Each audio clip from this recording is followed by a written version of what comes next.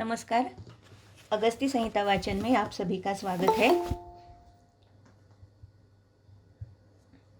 हमने प्रमेह अध्याय इसका वाचन हमारा पूर्ण हो चुका है और उसके बाद श्री चरक संहिता चिकित्सास्थान सप्तमोऽध्यायः अथातः कुष्ठचिकित्सं व्याख्यास्यामः इति स्माह भगवान अत्रेयः। तो आज हम 7वां अध्याय जो कि कुष्ठ चिकित्सा का है उसका वाचन का प्रारंभ कर रहे हैं। श्लोक नंबर 3 सप्तमोऽध्यायः कुष्ठ चिकित्सा। हेतुं द्रव्यं लिंगं कुष्ठानाम् आश्रयं प्रशमनं च शृणु अग्निवेश सम्यक विशेषतः स्पर्शनघ्नानां। तो यहाँ पर जैसे आपको पता है कि सारे हेतु, द्रव्य, लिंग और कुष्ठ के आश्रय या उसकी चिकित्सा, ये सारी चीज़ें अग्निवेश अत्रेय जी को पूछ रहे हैं और अत्रेय जी उनके शंका जो है उसका समाधान यहाँ पर कर रहे हैं। तो सम्यक विशेषतः स्पर्शनघ्नानां। तो स्पर्शन इसका मतलब है त्वचा। तो जो त्वचा में विकार उत्पन्न होता है या जिसकी वजह से त्वचा में कुछ न कुछ हमें लक्षणों का समुच्चय दिखाई देता है, तो ये सारा लक्षण समुच्चय जो कि त्वग आश्रित है, इसका सम्यक ज्ञान अभी अत्रेय जी अग्निवेश को बता रहे हैं। जैसे आपको पता है कि हमेशा हम पहले निदान स्थान के बारे में थोड़ा सा देखते हैं और उसके बाद चिकित्सा स्थान में आते हैं। तो थोड़ा सा निदान स्थान की ओर जाते हैं। चरक निदान स्थान, कुष्ठ निदान, अध्याय 5। अगर आपके सामने चरक है तो निदान स्थान देखिए एक बार। तो थोड़ा सा निदान देखकर फिर हम चिकित्सा स्थान की ओर आते हैं। तो यहाँ पर पंचमोऽध्यायः कुष्ठ निदानं व्याख्यास्यामः।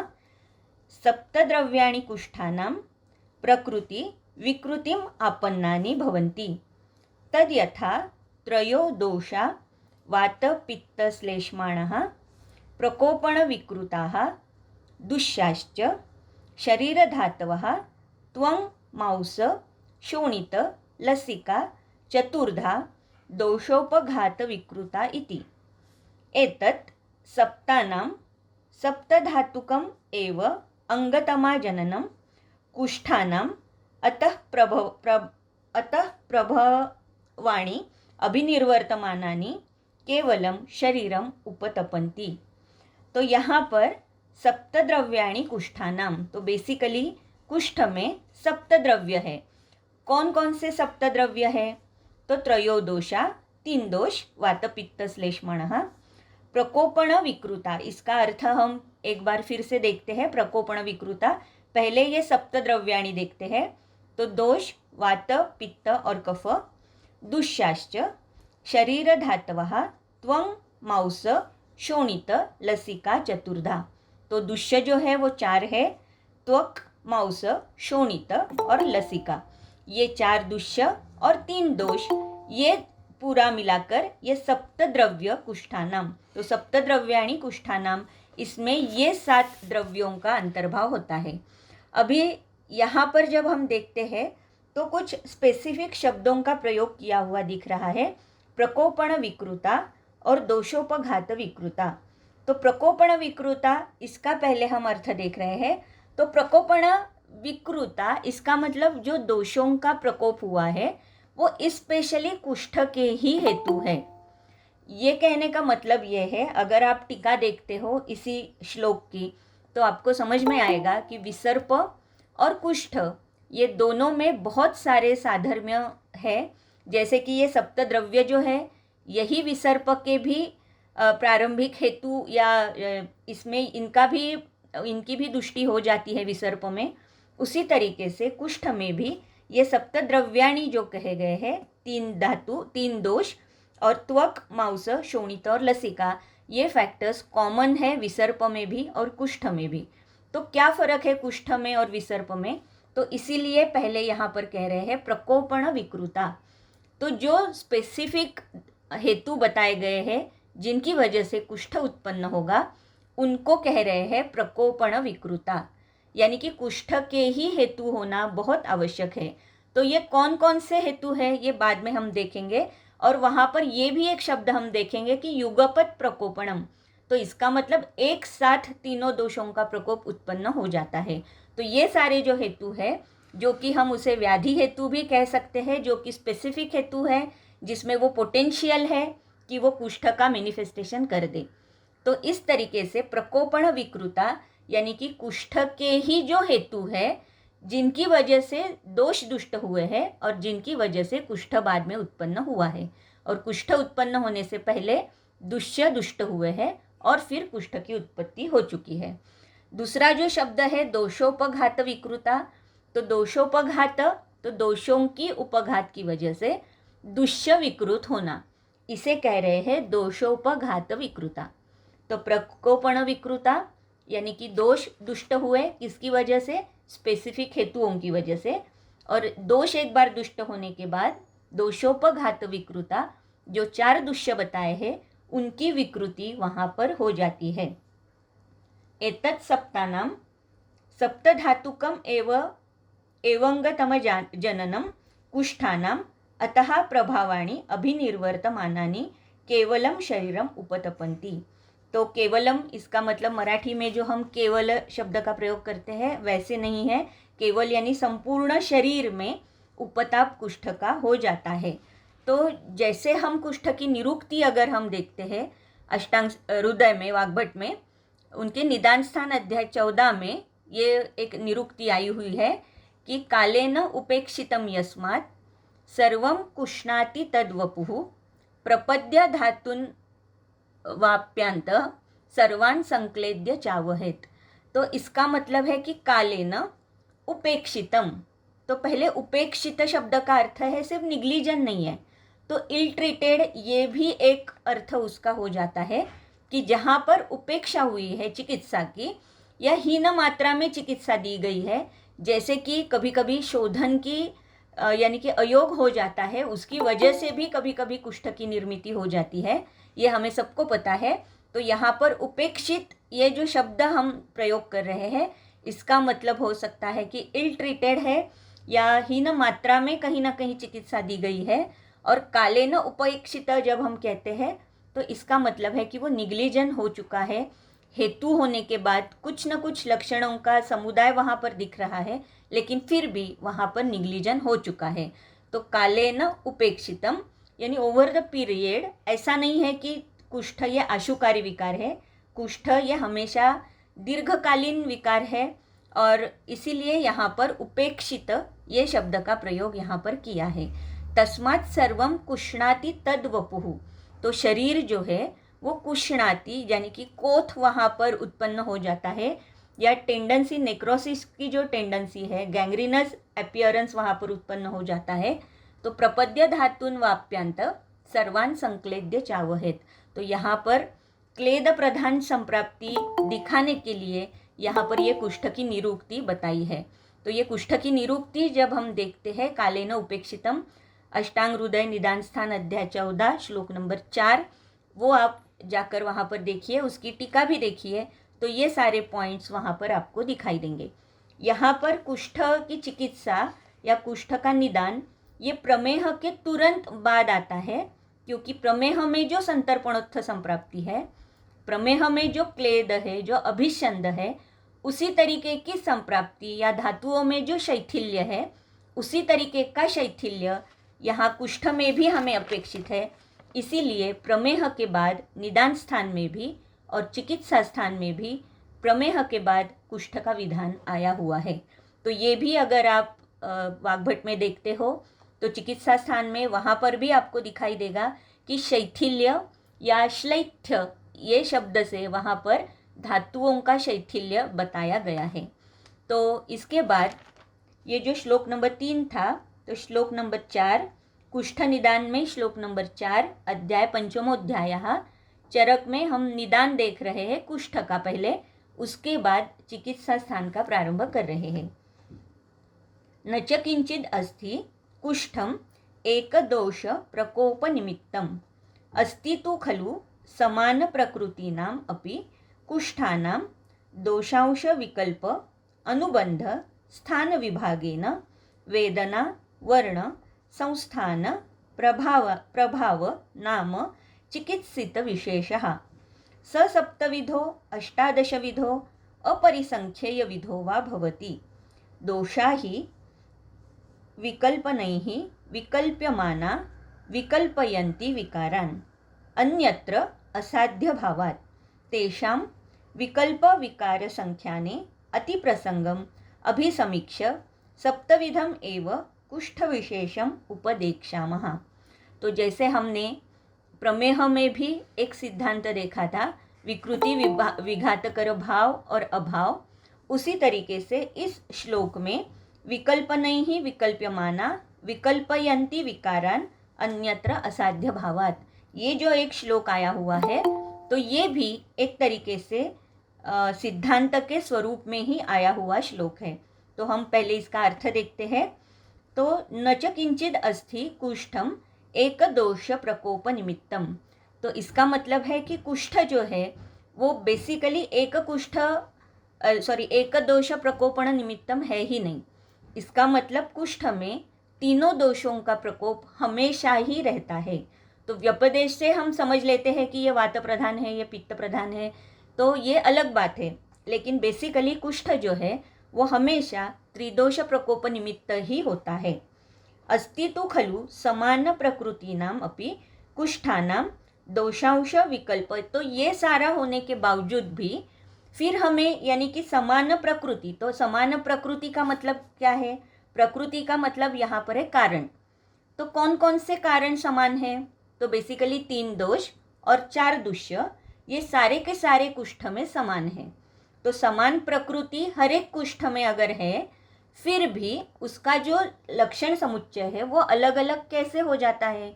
उसके पॉजिटिव फैक्टर्स क्या है? क्यों हमें इतने सारे प्रकार मिलते हैं? ये अपरिसंख्येय कुष्ठ क्यों हो जाते हैं? तो इसके लिए यहाँ पर बता रहे हैं कि भले ही प्रकृति समान है, यानी 3 दोष और 4 दुष्य ये समान है, फिर भी कारण कौन कौन से हैं? तो पहला कारण बता रहे हैं दोषांश विकल्प। तो दोषों का जो अंशांश विकल्पना जो है उसकी वजह से हमें अलग अलग मैनिफेस्टेशंस दिखाई देते हैं। तो अंशांश कल्पना, जब हम संप्राप्ति निदान पंचक हमने देखा था, तो संप्राप्ति का एक भेद जो था विकल्प अंशांश कल्पना, वो भी हमने देखा था। तो अंशांश कल्पना अगर आपको और डिटेल में देखना है तो आप माधव निदान भी देख सकते हो। माधव निदान में पहला अध्याय और श्लोक नंबर 11 to 13, वहाँ पर उसकी टीका आप देखिए, मधुकोश की टीका, तो वहाँ पर अलग अलग प्रकार की अंशांश कल्पनाओं के बारे में बहुत अच्छे से बहुत डिटेल में दिया हुआ है। तो अंशांश कल्पना का मतलब है, जैसे हम सिर्फ कहते हैं वात प्रकोप है, पित्त प्रकोप है या कफ प्रकोप है, लेकिन अंशांश कल्पना ये एक स्टेप अहेड हो जाता है। वात का जो तत्र रुक्षो लघु शीत खरस सूक्ष्म चलो गुणः, ये जो सारा गुणों का समुच्चय है, इनमें से कौन से गुण की वजह से यहाँ पर प्रकोप हुआ है या कौन से गुण का प्रकोप हुआ है, ये देखना, इसे हम कहते हैं अंशांश कल्पना। तो ये अंशांश कल्पना के बारे में माधव निदान में टीका आप देखिए, वहाँ पर यानी कि कुछ द्रव्यों के बारे में बताया है कि जैसे कषाय रस या कलाय जो है उसकी वजह से वात के सारे गुणों का प्रकोप हो जाता है, सारे गुणों की दुष्टि हो जाती है। तो माधव निदान का थोड़ा सा हम पढ़ लेते हैं, क्योंकि बहुत ही अच्छी टीका है और आप एक बार ज़रूर देखिए माधव निदान पहला अध्याय और श्लोक नंबर 11 से 13 इसकी टीका देखिए।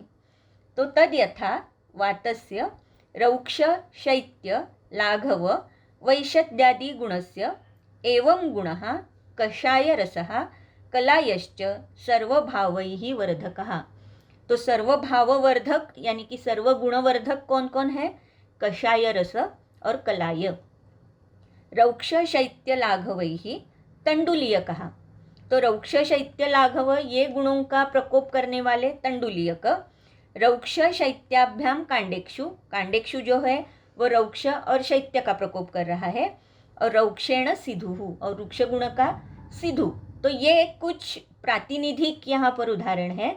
हमें ये समझ लेना चाहिए कि जब हम कुष्ठ देख रहे हैं या कोई भी जैसे कि अन्नपान या द्रव्य जब हम देखते हैं, तो इसीलिए हमेशा आहार का महत्व चिकित्सा में, क्योंकि निदान में भी उसका महत्व आता है और चिकित्सा में भी उतना ही महत्व आता है। तो इसीलिए हमें ये पहले पता होना चाहिए कि कौन से द्रव्य की वजह से कौन से गुणों का प्रकोप होता है। तो यहाँ पर प्रातिनिधिक स्वरूप से कुछ उदाहरण दिए हैं। फिर पित्तस्य सर्वभावैः वर्धकः कटुको रसो मद्यंच। तो मद्य और कटुक रस ये पित्त के सारे जो गुण हैं इनका वर्धन करते हैं। हिंगु कटु तीक्ष्णोष्णत्वैहि।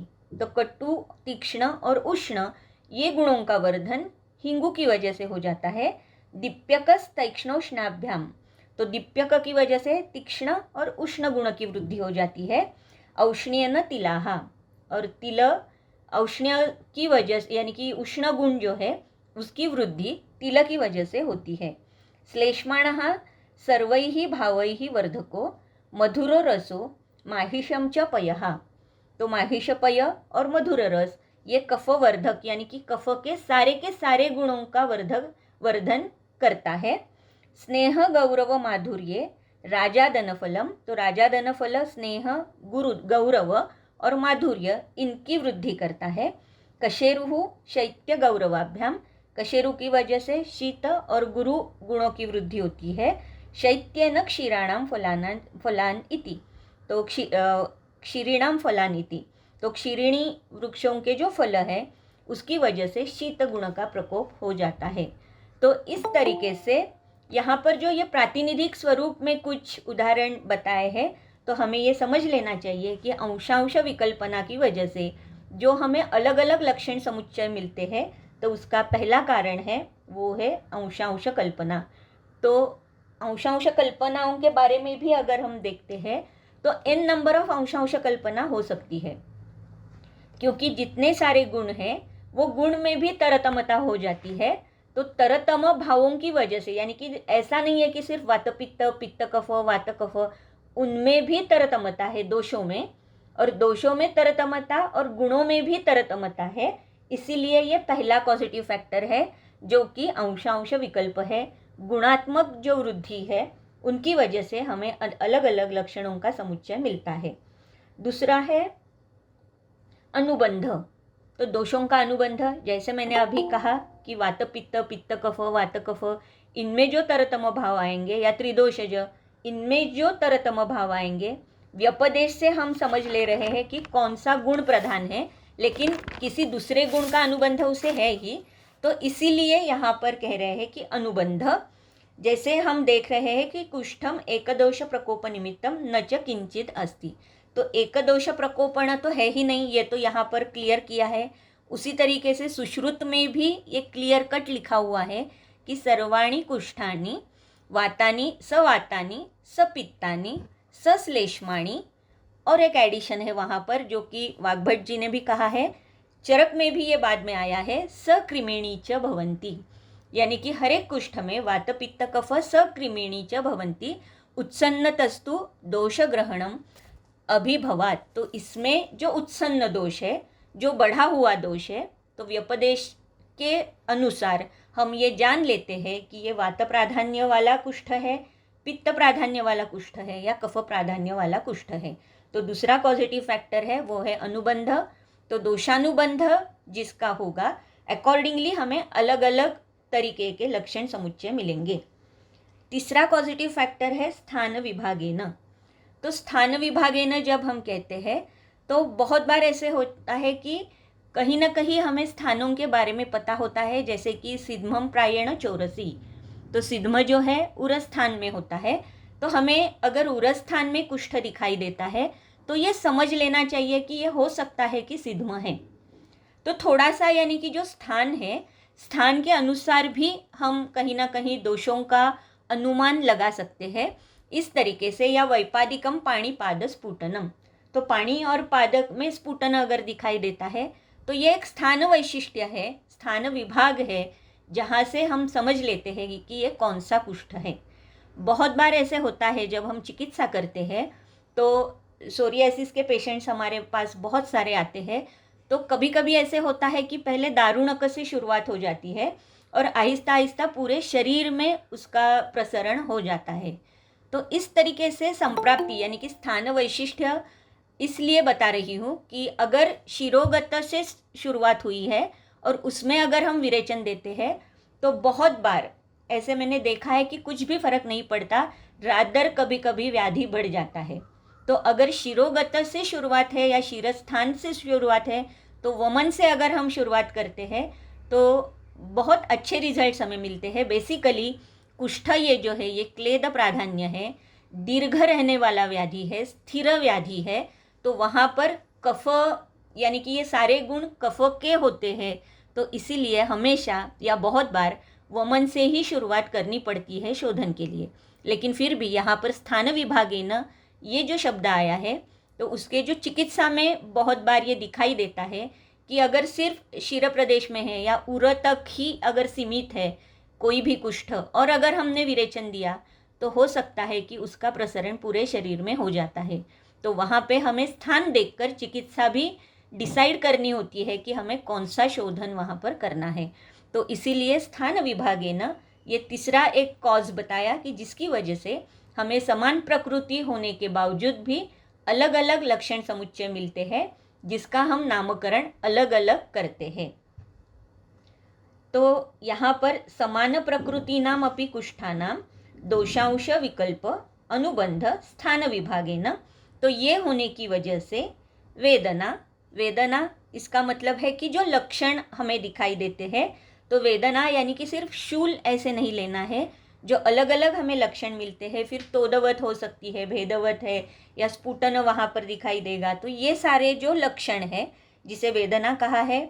वर्ण अलग अलग वर्ण के ही कुष्ठ हमें मिलते हैं, जैसे हम कपाल या बाकी के औदुंबर या बाकी के पुंडरीक, जहाँ पर स्पेसिफिक एक वर्ण का उल्लेख आया हुआ है तो अलग अलग वर्ण हमें दिखाई देते हैं। संस्थान अलग अलग लक्षण अलग अलग स्थानों में प्रभाव यानी कि जो साध्य असाध्य है उस तरीके से हमें मिलता है। नाम जैसे मैंने कहा कि उसके लक्षण समुच्चय के अकॉर्डिंग हम उसके नाम रखते हैं। चिकित्सित विशेषः, और उसकी चिकित्सा भी हमेशा अलग अलग हो जाती है। एक ही चिकित्सा सारे कुष्ठ के लिए एप्लीकेबल नहीं होती, क्योंकि अंशांश विकल्प है। अनुबंध दोष का जो अनुबंध है अकॉर्डिंगली उसमें बदलाव आता है। और तीसरा जो कारण हमने देखा वो था स्थान विभागेन। तो ये तीन कारणों की वजह से भले ही समान प्रकृति है कुष्ठ की, यानी उसके जो उत्पादक भाव है 3 दोष और 4 दुष्य, ये भले ही सारे कुष्ठ में समान है, लेकिन फिर भी ये 3 कारणों की वजह से वेदना, वर्ण, संस्थान, प्रभाव, नाम और चिकित्सा में हमें विशेष करना होता है, यानी अलग अलग ये सारी चीज़ें हो जाती है। सप्तविधो अष्टादशविधो अपरिसंख्येय विधो वा भवति, तो इसके लिए ये 7 प्रकार के 18 प्रकार के या अपरिसंख्येय विध इतने हो सकते हैं।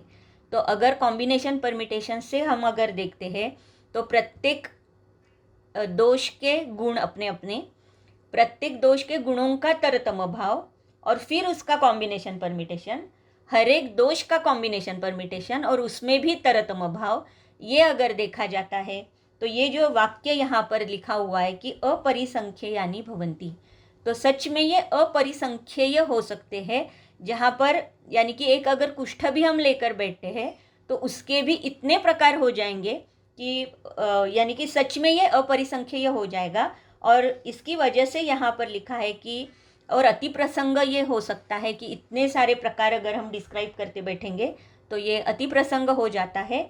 इसीलिए निदान स्थान में जो मुख्य 7 प्रकार थे उसका उल्लेख आया है, और चिकित्सा स्थान में अष्टादश यानी कि पूरे 18 क्षुद्र कुष्ठ का भी प्रयोग या वर्णन वहाँ पर चिकित्सा स्थान में हमें मिलता है। तो इस तरीके से ये 7 ही यहाँ पर क्यों बताए, 18 वहाँ पर क्यों बताए, और वैसे भी कितने भी प्रकार हमारे सामने जब पेशेंट आता है तो वो टेक्सचुअल प्रेजेंटेशन हमेशा लेकर नहीं आता। इसका कारण ही ये है क्योंकि अंशांश कल्पना है, दोषों का अनुबंध अलग अलग है और स्थान विभाग अलग अलग है। इसलिए हमारे सामने जो पेशेंट आता है उसमें अनुमान से हमें ये डिसाइड करना होता है या हेतु देखकर हमें ये डिसाइड करना होता है कि कौन से दोष का आधिक्य कौन से गुण की वजह से है। ये अगर एक बार हमें समझ में आता है तो चिकित्सा करने में हमें आसानी हो जाती है। तो इस तरीके से ये जो श्लोक नंबर 4 था, इसका एक्सप्लेनेशन करने की मैंने कोशिश की है। तो जैसे इसके पहले वाले तीसरे श्लोक में मैंने कहा कि विसर्प और कुष्ठ ये बहुत बार यानी कि एक समान ही दोष और दोषों का संग्रह होता है। तो फिर इसमें फ़र्क क्या हम करेंगे, कैसे करेंगे? तो दोनों भी त्वगत ही हो जाते हैं, या उनका जो लक्षण है वो हमें दिखाई देता है, वो भी त्वचा के ऊपर ही दिखाई देता है। लेकिन कुष्ठ जो है ये बेसिकली स्थिर दोषों की वजह से होने वाला है, इसीलिए चिरकारी है। तो पहले ही इसीलिए कुष्ठ की निरुक्ति मैंने कही थी कि कालेन उपेक्षितम। तो ये चिरकारी दोष है या स्थिर दोष है, ये दिखाने के लिए ही ये कालेन उपेक्षित ये शब्द का प्रयोग किया हुआ था। फिर विसर्प जो है वहाँ पर आशुकारित्व है, क्योंकि विसर्पणशीलता बहुत है वहाँ पर, ये एक दूसरा फर्क है। और एक फर्क ऐसा है कि विसर्प में स्पेशली रक्त प्राधान्य है, न अवश्यम दोष दुष्य सप्तक दुष्टि ही। तो सप्त दोष दुष्य होते हैं, लेकिन उसमें भी रक्त धातु की दृष्टि प्राधान्य से होती है, जबकि कुष्ठ में ये त्वचा, मांस, रक्त, लसिका ये चारों की दृष्टि हमें दिखाई देती है। तो ये एक दूसरा फर्क है। तो स्पेशली हमें ये ध्यान रखना चाहिए कि विसर्प ये आशुकारी है और कुष्ठ ये चिरकारी है, क्योंकि स्थिर दोषों की वजह से उत्पन्न होने वाला है। और विसर्प में वेदना बहुत ही यानी कि तीव्र वेदना होती है, जो कि कुष्ठ में नॉट नेसेसरी कि तीव्र ही वेदना हो। हमेशा कुछ अगर पित्त प्राधान्य जैसे कुछ अगर हमें दिखाई देते हैं तो वहाँ पर वेदना हो सकती है, लेकिन नॉट नेसेसरी कि हर एक कुष्ठ के प्रकार में हमें तीव्र वेदना मिले। लेकिन विसर्प जो है वहाँ पर वेदना हमें अवश्यमेव मिलती है। तो इस तरीके से ये थोड़ा सा कुष्ठ और विसर्प में थोड़ा सा भेद जो है ये यहाँ पर हमें दिखाई देता है। फिर श्लोक नंबर 5, तो श्लोक नंबर 4 का एक्सप्लेनेशन हमारा हो चुका है। चरक निदान स्थान अध्याय 5 कुष्ठ निदान, और उसमें से श्लोक नंबर 5, इह वातादिषु त्रिषु प्रकुपितेषु त्वगादिश्चतुरः प्रदूषयत्सु वाते अधिकतरे कपालकुष्ठम अभिनिर्वर्तते पित्ते तु औदुम्बरम श्लेष्मणि मंडलकुष्ठम वातपित्तयोः ऋष्यजीवम श्लेष्मणोः पुंडरिकम श्लेष्ममारुतयोः सिद्मकुष्ठम सर्वदोषाभिवृद्धौ काकणकम अभिनिर्वर्तते एवं एष सप्तविधः कुष्ठविशेषो भवति। स चैष भूयः तरतमतः प्रकृतौ विकल्प्यमानायां भूयसीं विकार विकल्प संख्याम आपद्यते। तो यहाँ पर कौन कौन से दोष की वजह से कौन कौन से कुष्ठ के प्रकार है इसका वर्णन है। जैसे कि वात अधिकतर है, तो देखिए यहाँ पर अधिकतर ये शब्द का प्रयोग है। तो अधिकतर इसका मतलब है कि पित्त और कफ है, लेकिन अधिकतर में कौन है? तो ये वात है। पित्त और कफ की भी दृष्टि यहाँ पर उपस्थित है, लेकिन मुख्य दोष जिसका हमें लक्षण दिखाई देता है तो वो है वात अधिकतरे। तो कपालकुष्ठ में वात का प्राधान्य है, औदुम्बर में पित्त का है, मंडल कुष्ठ में श्लेष्म का है, ऋष्यजीव में वात पित्त, पुंडरीक में पित्त श्लेष्म, सिद्म में श्लेष्म मारुत वात श्लेष या श्लेष्म वात, और सर्वदोष काकणक ये जो है इसमें त्रिदोष का प्रकोप हमें दिखाई देता है, जो कि असाध्य है। और इस तरीके से ये सप्तविध कुष्ठ विशेषो भवति। इस तरीके से ये 7 प्रकार के कुष्ठ के विशेष निदान स्थान में बताए हैं। अभी ये होने के बाद मैंने एक थोड़ा सा मैं भूल गई। मैंने जैसे कहा कि श्लोक नंबर 4 में ये एक सिद्धांत के स्वरूप में आया हुआ है, इसका एक्सप्लेनेशन करना मैं भूल गई। तो फिर से एक बार श्लोक नंबर 4 देखिए। दोषा ही विकल्पनैः विकल्प्यमाना विकल्पयन्ति विकारान अन्यत्र असाध्य भावात्। तो दोष जो है तो दोषों के विकल्प से, यानी कि दोष प्रकुपित कैसे हो जाते हैं, जो हमने अंशांश कल्पना देखी है, तो उनके जो हेतु है तो हेतुओं की विकल्प से दोषों का विकल्प हो जाता है, और दोषों का विकल्प होने की वजह से विकल्पयन्ति विकारान विकारों में भी अनेक प्रकार के विकल्प उत्पन्न हो जाते हैं। फिर से एक बार दोहराती हूँ, दोषा ही विकल्प नहीं ही विकल्प्यमाना। तो दोषों का विकल्प कैसे होता है? हेतुओं की वजह से होता है। अलग अलग हेतुओं की वजह से अलग अलग गुणों की दृष्टि हो जाती है और इसीलिए बहुत सारे विकल्प हमें दोषों में मिलते हैं। दोषों में एक बार विकल्प हो जाता है तो अर्थात दुष्य दुष्ट हो जाते हैं और उसकी वजह से विकल्पयन्ति विकारान। तो अलग अलग प्रकार के विकारों में विकल्प हमें मिलते हैं। तो ये जो सिद्धांत है ये सिर्फ कुष्ठ के लिए एप्लीकेबल नहीं हो सकता। कौन सा भी दोष यानी कौन से भी दोषों की अगर दृष्टि होती है तो ये विकल्प अनेक प्रकार के व्याधियों के विकल्पों को जन्म देती है। तो ये एक सिद्धांत है। दोषों का विकल्प क्यों होता है? हेतुओं की वजह से। जितने सारे हेतु हो जाएंगे दोषों का विकल्प उतना ही होगा। दोषों के अनेक विकल्पों की वजह से अनेक प्रकार के व्याधि उत्पन्न होते हैं, यानी कि व्याधियों में भी विकल्प आ जाता है। तो इसीलिए इतने सारे जो ये 30 प्रकार के व्याधि बताए चिकित्सा स्थान में, लेकिन निदान स्थान में ये जो सिर्फ 8 ही अध्याय आए हैं, उसका कारण ही ये है कि अनेक प्रकार के विकल्प, व्याधियों के विकल्प, और ये 30 ही नहीं है ना, इतने सारे व्याधि हो सकते हैं। n नंबर ऑफ अपरिसंख्येय व्याधि उत्पन्न हो सकते हैं। इसका यहाँ पर एक उल्लेख आता है कि विकल्पयन्ति विकारान। तो बहुत सारे विकारों का विकल्प दोष विकल्प की वजह से हो जाता है।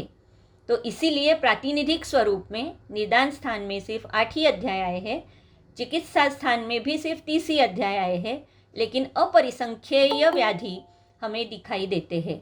तो इस तरीके से ये ध्यान में रखना चाहिए कि ये भी एक सिद्धांत इस अध्याय में आया हुआ है। तो हर एक अध्याय में हमने जो भी सिद्धांत आया था वो देखा है। तो ये एक सिद्धांत भी अगर एक नोट डाउन कहीं ना कहीं हम कर लेते हैं तो 30 अध्याय होने के बाद हमें ये समझ में आएगा कि कहीं ना कहीं हर एक अध्याय में आया हुआ जो एक सिद्धांत है वो चिकित्सा में कितना उपयोगी है। ठीक है, तो ये मैं भूल गई थी चौथे श्लोक में ये बताना, तो ये मैंने अभी बताया। श्लोक नंबर 5 का एक्सप्लेनेशन हमने देखा कि कितने सारे व्याधि उत्पन्न हो सकते हैं या कुष्ठ उत्पन्न हो सकते हैं। उसमें से सप्तविध कुष्ठ जो है वो सिर्फ निदान स्थान में बताए हैं और बाकी के सारे जो है वो हमें चिकित्सा स्थान में मिलते हैं। तो एक बार ये सर्व कुष्ठ निदानम जो है तो इसका एक बार वाचन करते हैं। श्लोक नंबर 6, चरक निदान स्थान अध्याय 5 कुष्ठ निदान और श्लोक नंबर 6, तत्रेदम सर्व कुष्ठ निदानम समासेन उपदेक्षामः शीतोष्ण व्यत्यास समान अनुपूर्व्य उपसेवमानस्य तथा संतर्पण अपतर्पण अभ्यवहार्य व्यत्यासम। तो जैसे कि शीतोष्ण व्यत्यास है उसी तरीके से यहाँ पर संतर्पण और अपतर्पण का भी व्यत्यास है। मधु फाणित मत्स्य लकुच मूलक काकमाची ही सततम अतिमात्रम अजीर्णे च समश्नतः। तो यहाँ पर कभी कभी ऐसे हो जाता है कि कुछ द्रव्यों का प्रयोग अभी हम नहीं करते, लेकिन उसके समान गुण होने वाले कुछ द्रव्यों का प्रयोग अगर अभी होता है तो वो हमें कंसिडर करना है। तो ये सारे जो यहाँ पर पदार्थ लिखे हैं उसमें जो स्पेसिफिकेशन है कि इनका सतत सेवन करना है, अतिमात्रा में अगर सेवन होता है और अजीर्ण होने के बावजूद भी समश्नतः ये खाया जाता है तो कुष्ठ के ये सारे हेतु हैं। तो ये सारे व्याधि हेतु बता रहे हैं। जैसे मैंने कहा कि ये स्पेसिफिक कुछ हेतु है जो हम व्याधि हेतु कहते हैं। निदान स्थान में या जब हमने निदान पंचक देखा था तो निदान की जो व्याख्या हमने देखी थी कि सेति कर्तव्यता को हेतु निदानम। तो सेति कर्तव्यता को इसका मतलब ही यह है कि जो व्याधि उत्पन्न करता है, जिसमें पोटेंशियल है व्याधि उत्पादन की, तो उसे ही हम निदान कहते हैं। तो यहाँ पर ये सारे जो निदान आए हैं ये स्पेसिफिक कुष्ठ के लिए आए हैं। तो ये सारे के सारे व्याधि हेतु हैं। चिलिचिमम च पयसा, तो यहाँ पर चिलिचिम फिर से एक प्रातिनिधिक स्वरूप से लेना है। दूध के साथ मत्स्य, हायनक यवनक हायनक यवक चीन कोद्दालक कोरदूष प्रायाणी च अन्नानी क्षीर दधी तक्र कोलकुलत्थ माश अत्तसी कुसुम्भ स्नेहवंती। तो स्नेह, कौन कौन से स्नेहों का प्रयोग हमें नहीं करना है, तो उसमें एक निश्चित स्वरूप से हमें याद रखना है कि वो है कुसुम्भ स्नेह, यानी कि करडई का तेल। एतैः एव अतिमात्रं सुहितस्य च व्यवाय व्यायाम संतापान अत्युपसेवमानस्य भय श्रम संताप उपहतस्य च सहसा शीतोदकम अवतरतः। तो जैसे बहुत बार ऐसे होता है, स्नेहन स्वेदन का अध्याय जब मैं पढ़ाती हूँ तो बहुत बार ये उदाहरण देती हूँ कि स्वेदन में जैसे कि ये शीतोष्ण व्यत्यास, ये जो यहाँ पर आया है उसी तरीके से यहाँ पर भी है कि भय श्रम संताप उपहत अगर रुग्ण है और उसके तुरंत बाद वो शीतोदकम अवतरत, यानी कि हो सकता है कि वो ठंडे पानी से शॉवर ले, क्योंकि अभी के ज़माने में तो नदी में तैरना ये एटलीस्ट यानी कि अर्बन एरिया में थोड़ा सा पॉसिबल नहीं हो सकता, तो शॉवर ये भी एक इसका कारण हो सकता है। तो स्वेदन के तुरंत बाद, जो बहुत बार ऐसे होता है कि सोनाबाथ होता है, स्वेदन होता है और उसके तुरंत बाद ठंडे पानी का शॉवर लेने के लिए कहते हैं। तो ये जो शीतोष्ण व्यत्यास है उसी तरीके से यहाँ पर भी कह रहे हैं कि भय श्रम संताप उपहत अगर रुग्ण है और शीतोदकम अवतरत ऐसे अगर होता है, विदग्धम च आहार जातम अनुलिख्य विदाहिनी अभ्यवहरतः। तो यहाँ पर विदग्ध आहार का सेवन हो चुका है और जिसकी वजह से कुछ न कुछ विदाह के लक्षण उत्पन्न हो रहे हैं, और वो होने के बावजूद भी उसका उल्लेख्य यानी कि उत्क्लेश अगर इतना दिखाई दे रहा है तो भी उसका उल्लेखन न करते हुए या उसका वमन न करते हुए फिर से विदाही अन्नपान का सेवन करना, छर्दीम च प्रतिघ्नतः, छर्दी का वेग अवरोध करना, स्नेहांश्च अतिचरतः।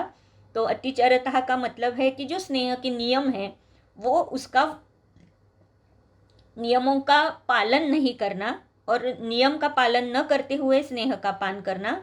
त्रयोदोषः युगपत प्रकोपम आपद्यन्ते। तो तीनों दोषों का एक साथ प्रकोप हो जाता है। तो ये युगपत, ये शब्द यहाँ पर इसलिए आया है कि बेसिकली एक भी कुष्ठ, ये एक दोष जो नहीं है, सारे के सारे कुष्ठ जिसका हम अध्ययन करने वाले हैं, तो सारे के सारे कुष्ठ ये त्रिदोष प्रकोप निमित्त ही है। तो इसीलिए त्रयोदोषः युगपत प्रकोपम आपद्यते। तो ये सारे जो हेतु बताए उनकी वजह से एक साथ सारे दोषों का प्रकोप हो जाता है। त्वगादयश्चत्वारः शैथिल्यम आपद्यन्ते। तो यहाँ पर ये शैथिल्य ये शब्द आया है जिसका मैंने उल्लेख पहले ही किया है कि प्रमेह के बाद कुष्ठ का वर्णन क्यों आया है। तो शैथिल्य त्वगादयश्चत्वारः, चार जो हमने दुष्य देखे तो उनमें शैथिल्य उत्पन्न हो जाता है। तेषु शिथिलेषु दोषाः प्रकुपिताः स्थानम अधिगम्य। तो ये जो शिथिल हुए जो दुष्य है उसमें प्रकुपित दोषों का स्थानम अधिगम्य, स्थान संश्रय हो जाता है। संतिष्ठमानः, और सिर्फ स्थान संश्रय नहीं, वहाँ पर वो संतिष्ठ हो जाते हैं, वहाँ पर वो रुकते हैं। तान एव त्वगादीन, और वहाँ पर रुकने की वजह से जो अवरोध उत्पन्न होता है जिसकी वजह से दोष तिर्यकगामी हो जाते हैं, और इसीलिए त्वक के ऊपर या त्वचा के ऊपर कुष्ठानी अभिनिर्वर्तयन्ति। कुष्ठ के जो सारे लक्षण हैं ये त्वचा की दुष्टि होने की वजह से कुष्ठ की अभिनिवृत्ति या उसके जो लक्षण हैं वो हमें त्वचा के ऊपर दिखाई देते हैं। तो यहाँ पर शैथिल्य आना, तो शरीर धातु का शैथिल्य जो है ये क्लेद और अभिषंदक कैसे होता है, संतिष्ठमान वहाँ पर दोष कैसे हो जाते हैं, ये हमने देखा। तो इसीलिए प्रमेह के बाद कुष्ठ का वर्णन आया है, और हमें दिखाई भी देता है कि बहुत सारे यानी कि प्रमेह के कुछ लक्षण और उसके साथ कुष्ठ ऐसे बहुत बार दिखाई देता है। तो इसीलिए जब हम चिकित्सा करते हैं तो ये सारी बातें हमें याद रखनी है। तो धातुओं का शैथिल्य वाग्भटने में भी इसी तरीके का वर्णन आया हुआ है, इवन सुश्रुत में भी इसी तरीके का वर्णन आया है। तो जैसे मिथ्या आहार विहारेण, इस तरीके से बहुत सारे हेतुओं का वर्णन वाग्भट में भी आया है। उसमें एक स्पेसिफिक जो हम चिकित्सा स्थान में भी देखने वाले हैं कि पापमा भी ही कर्म भी ही सद्या प्राक्तनैः वारिता मलाहा। तो ये एक स्पेसिफिक हेतु का वर्णन अष्टांग हृदय में आया है, जो चिकित्सा स्थान में भी हम देखने वाले हैं।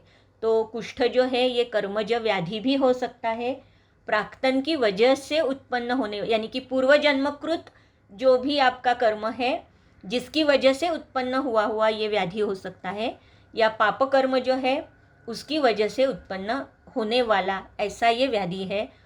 तो कर्मज व्याधि भी ये है, इसके ये सारे हेतु है। तो इसके बाद वाग्भट ने ही बताया है कि दूषयंती श्लथीकृत्य, तो श्लथीकृत्य इसी का यहाँ पर वर्णन आया है, तेषु शिथिलेषु दोषाः प्रकुपिताः। तो धातुओं का शैथिल्य वाग्भट जी भी वहाँ पर बार बार बता रहे हैं, जिसका वर्णन यहाँ पर चरक में भी आया है। चिरंतस्ततो बहिः त्वचः कुर्वन्ति वैवर्ण्यम दुष्टाः कुष्ठम उशन्ति तत्। तो वहाँ पर त्वचा के ऊपर हमें त्वचा की दुष्टि होने के बाद वैवर्ण्यादि जो सारे लक्षण हैं कुष्ठ के वो हमें दिखाई देते हैं। इसके बाद श्लोक, अभी हम चिकित्सा स्थान की ओर जाते हैं, क्योंकि हमने निदान स्थान में जो महत्वपूर्ण श्लोक थे पहले 4-5 इसका हमने वर्णन देखा, ये 6 श्लोक का भी हमने पठन किया। तो उसके बाद हम चिकित्सा स्थान की ओर जाते हैं। करडईचं तेल म्हणजे सफोला हो, क्योंकि उसमें करडई है, लेकिन करडई को हिंदी में क्या कहते हैं मुझे पता नहीं है, तो इसीलिए मैंने सिर्फ करडई कही। तो अगर आप सुश्रुत में देखते हो तो सुश्रुत में एक यानी कि चिकित्सा स्थान का जब शुरुआत होती है, यानी कि कुष्ठ की चिकित्सा की जब शुरुआत होती है तो पहला ही श्लोक उसमें आता है कि कौन कौन से द्रव्यों का प्रयोग नहीं करना है।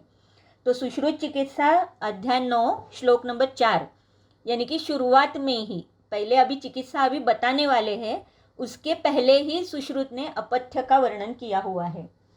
तो अपथ्य का जो वर्णन है उसमें हम देखते हैं कि तत्र त्वक दोषी मांस वसा दुग्ध, क्योंकि आहार का, जैसे मैंने कहा कि बहुत बार आहार का महत्व अधोरेखित होता है हेतुओं के लिए भी, और हेतु अगर हमें समझ में आते हैं तो चिकित्सा के लिए भी ये आहार का महत्व हो जाता है।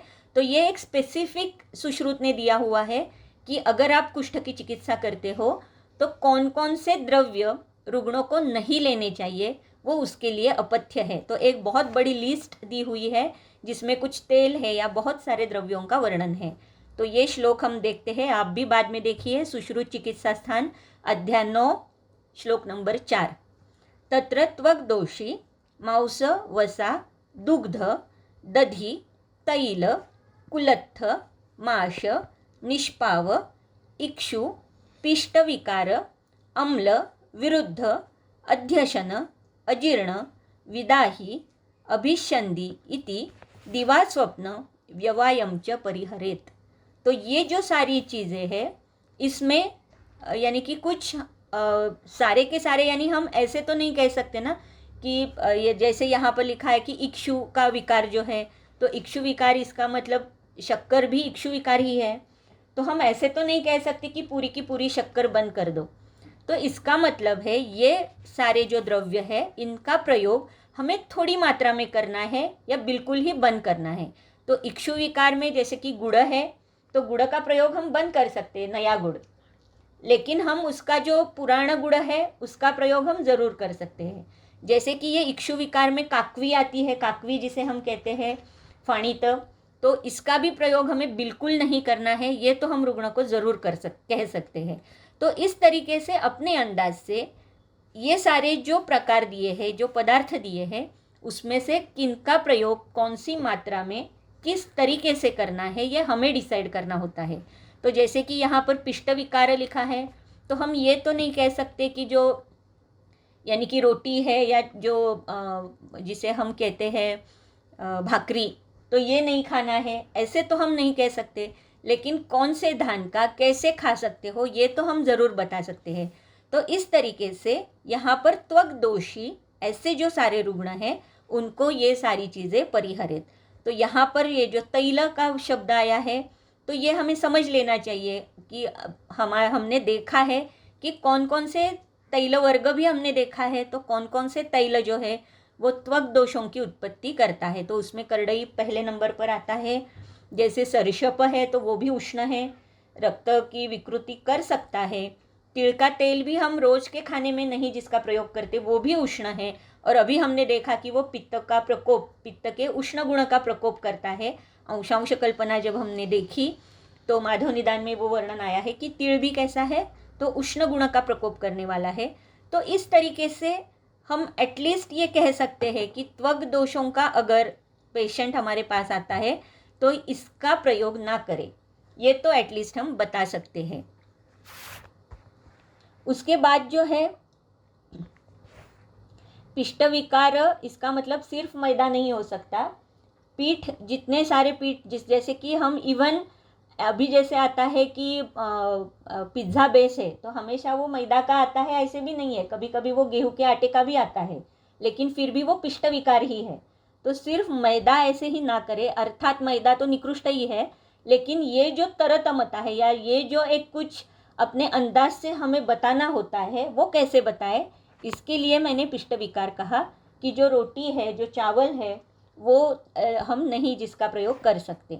या जैसे कि कॉर्न का ये आता है, पीठ आता है यानी फ्लोर आता है, तो वो नहीं यूज़ करना है। तो पिष्ट सिर्फ मैदा नहीं है, पिष्ट यानी कि जितने सारे पीठ, मराठी में जिसे पीठ फ्लोर हम कहते हैं, उसके विकार जितने सारे आते हैं तो उसका प्रयोग हमें बिल्कुल ही नहीं करना है। और मैदा का तो बिल्कुल ही नहीं, और कुष्ठ में तो बिल्कुल ही नहीं। फिर जैसे कि विरुद्ध है, तो विरुद्ध आहार के बारे में अत्रेय भद्रकाप्य अध्याय में यानी कि चरक सूत्रस्थान अध्याय 26 में बहुत यानी कि बहुत ही डिटेल में वर्णन है। आप वो भी अध्याय पढ़ सकते हो और आपको समझ में आएगा कि ये विरुद्ध यानी कि त्वग रोग कैसे उत्पन्न कर देते हैं। तो बहुत सारा और बहुत डिटेल में चरक सूत्रस्थान 26 अध्याय में इसका वर्णन आया है। जैसे कि देह धातु प्रत्यनिक भूतानि द्रव्याणि देह धातु भी ही विरोधम आपद्यन्ते परस्पर गुण विरुद्धानि कानिचित संयोगात, यानी कि इतने सारे प्रकार के विरुद्ध हो जाते हैं कि कोई गुण विरुद्ध है, कोई संयोग विरुद्ध है। संस्कारात अपराणी देश काल मात्रादिभिश्च अपराणी तथा स्वभावात अपराणी। तो इतने सारे प्रकार के विरुद्ध हो सकते हैं जिनकी वजह से कुष्ठ की उत्पत्ति होती है। तो कुष्ठ, इसके जो कौन कौन से व्याधि उत्पन्न होते हैं, शांड्यांध्य, बाधिर्य, दकोदरानम, तो ऐसे सारे बहुत सारे व्याधियों की एक लिस्ट भी वहाँ पर है। तो वो अगर आप देखते हो तो किलास कुष्ठ ग्रहणी गदानाम, ये एक स्पेसिफिक वर्णन वहाँ पर आया है। तो ये जो विरुद्ध अन्न है ये कैसा है, व्याधि हेतु है, जिसकी वजह से डायरेक्टली त्रिदोषों का युगपत प्रकोप हो जाता है और कुष्ठ की उत्पत्ति होने की संभावना बहुत बढ़ती है। तो इस तरीके से ये जो विरुद्ध है, और विरुद्ध कुष्ठ में हम बहुत बार पूछते भी हैं रुग्ण को और उसका प्रयोग ना करें ये भी बताते हैं, लेकिन हमें ये संयोग विरुद्ध, गुण विरुद्ध, ये जो सारे प्रकार बताए हैं तो इनके भी उदाहरण पता होना बहुत आवश्यक है। क्योंकि जैसे मैंने कहा कि चिली, चिम और पय, तो ये एक प्रातिनिधिक स्वरूप में आया है। हमें ये समझ लेना चाहिए कि मत्स्य और पय इसका भी प्रयोग नहीं करना है। या दधी विकृति जब हम कहते हैं तो दधी गरम नहीं करना है, तो बिरयानी है या बहुत सारे मैरिनेशंस है नॉनवेज के जहाँ पर दधी का प्रयोग किया जाता है। तो आधुनिक काल में या अभी जो चल रहा है, जो खान पान चल रहा है, उसके पर्सपेक्टिव हमें ये पता होना ज़रूरी है कि ये विरुद्ध क्या है। तो जो ग्रंथ में लिखा है विरुद्ध, ये एक प्रातिनिधिक स्वरूप में है जिसका अर्थ हमें अभी के जितने सारे आहारीय द्रव्य है उनमें निकालने हैं। फिर बाद में यहाँ पर जो है कि अध्यशन, अजीर्ण और अम्ल, ये स्पेसिफिक रस यहाँ पर लिखा हुआ है। तो अम्ल अभी अगर आप देखते हो तो जैसे कि यानी कि कोई भी ये फरसाण है या कुरकुरे है या कोई भी अगर आप देखते हो, चिप्स है, तो वहाँ पर कुछ अम्ल द्रव्यों का प्रयोग किया हुआ रहता है। तो अम्ल और लवण और कटु, ये तीनों रसों का प्रयोग यहाँ पर बहुत बार हमें दिखाई देता है, बार बार। तो यानी कि कोई भी जंक फूड है तो यह अम्ल रस वहाँ पर बाय डिफ़ॉल्ट होता ही है, अम्ल और लवण। तो इसीलिए अम्ल रस का अति सेवन भी यहाँ पर निषिद्ध माना है, और ये हेतु अभी हमें बहुत बार दिखाई देता भी है। तो मांस, वसा, तो मांस भी, इसमें भी हम कौन सा मांस रस खाने के लिए कह सकते हैं, कौन सा नहीं कह सकते। तो मत्स्य का प्रयोग बिल्कुल बंद करना होता है। या मांस में जैसे कि ये होता है ना अपना, यानी कि बोकड़ का चल सकता है, लेकिन बोलाई, बोलाई, हाँ मराठी में अभी यहाँ पर बहुत बोर्ड्स लगे हुए रहते हैं कि बोलाईचं स्पेशल मटण मिळेल. तो मेंढी का जो मटन है वो विषंदी अभिषंदी है और त्रिदोष प्रकोपक है, तो वो बिल्कुल नहीं खाना है. इस तरीके से ये जो पदार्थ यहाँ पर दिए हैं, तो दुग्ध भी, तो दुग्ध का प्रयोग बिल्कुल ही करना नहीं है. ऐसे कभी कभी नहीं हो सकता, क्योंकि कभी कभी रुग्णों को दुग्ध साथ में भी होता है, तो वहाँ पर इसका मतलब है कुछ संस्कारित करके आप दे सकते हो, या दुग्ध का प्रयोग कम करो ऐसा कह सकते हो, या माहिष दुग्ध का प्रयोग नहीं करना है ये बता सकते हो. तो इस तरीके से यहाँ पर जो पदार्थ दिए हैं, ये पदार्थों का प्रयोग कब, कैसे, कितनी मात्रा में करना है, ये एज अ वैद्य आपको रुग्ण को बताना है.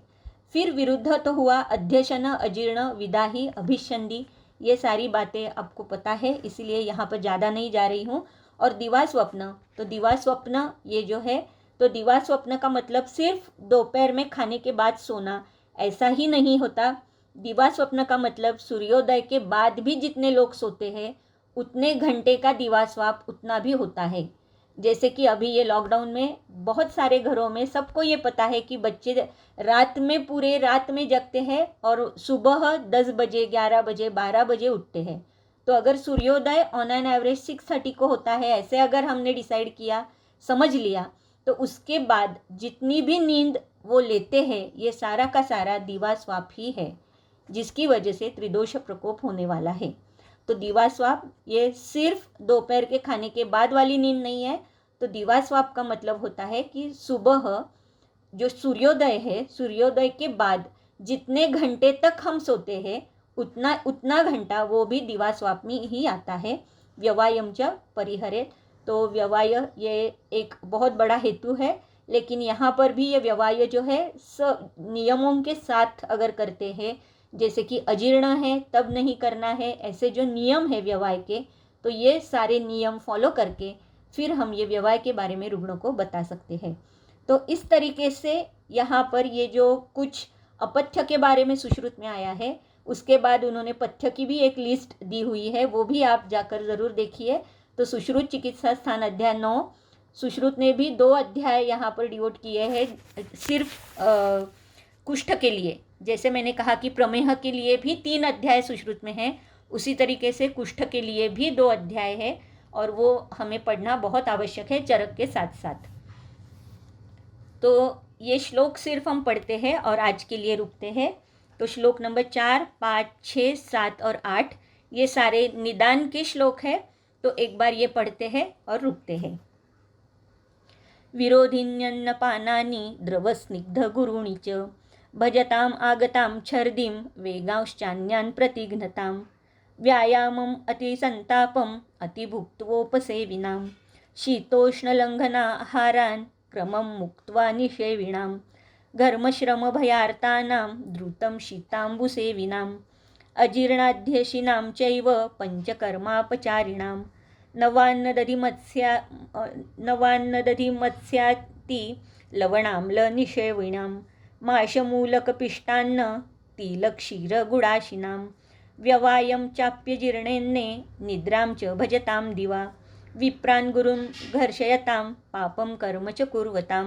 तो यहाँ पर इतने सारे हेतुओं का वर्णन आया है जो कि कुष्ठ के लिए ही यानी कि व्याधि हेतु ही बताए गए हैं. तो उसमें पंचकर्म अपचारिणाम, हमेशा हर एक अध्याय में अभी तक जितने सारे अध्याय हमने देखे, तो पंचकर्म अपचारिणाम ये शब्द कहीं ना कहीं आता ही है, या मिथ्या उपचार ये शब्द कहीं ना कहीं पंचकर्म के साथ आता ही है. तो एज अ वैद्य ये हमारा कर्तव्य है कि जब हम पंचकर्म करते हैं तो उसमें वैद्यकृत कोई भी भूल नहीं होनी चाहिए, जिसकी वजह से कुष्ठ जैसे जो एक महाव्याधि है उसकी उत्पत्ति नहीं होनी चाहिए. तो ये हमें समझ लेना चाहिए. बहुत बार ऐसे होता है कि रुग्ण के पास समय नहीं है, इसके लिए वमन के तुरंत बाद विरेचन या इस तरीके से कहीं ना कहीं चिकित्सा की जाती है, और जिसकी वजह से दोषों का शोधन होता नहीं है, सिर्फ उत्क्लेश होता है, और उसकी वजह से कुष्ठ जैसे व्याधियों की उत्पत्ति हो जाती है. तो पंचकर्म अपचारिणम ये शब्द बहुत ही महत्वपूर्ण है. बाकी के शब्दों का अर्थ आप सबको पता है. नवान्न, दधि, मत्स्य, तिल, लवण, अम्ल, तो लवण और अम्ल का वर्णन मैंने पहले ही किया है. निषेविणम माशमूलक पिष्टान्न, तिलक क्षीर गुड़ाशिनाम, तो ये इसका भी वर्णन हमने अभी देखा है। तिलक क्षीर गुड़ाशिनाम, व्यवायम च अपि अजीर्णेन्ने, निद्राम च भजताम दीवा, ये भी हमने देखा निदान स्थान में जब अब श्लोक पढ़ा था तब। तो ये विप्रान गुरुन, ये जो श्लोक है पापम कर्म च कुर्वताम, तो ये कर्मज व्याधि बता रहा है। तो इतने सारे हेतुओं के साथ साथ अगर या दूसरा जो प्रकार है दोषज और कर्मज, तो उसमें से ये कर्मज भी प्रकार में आ सकता है और उसमें दैव व्यपाश्रय चिकित्सा करने की आवश्यकता हो जाती है। तो इस तरीके से यहाँ पर ये जो निदान था कि कौन कौन से निदान की वजह से कौन कौन से ये व्याधि हेतु कैसे होते हैं, ये कहने का मैंने प्रयास किया है। तो आज के लिए हम यहीं पे रुकते हैं। बहुत बहुत धन्यवाद।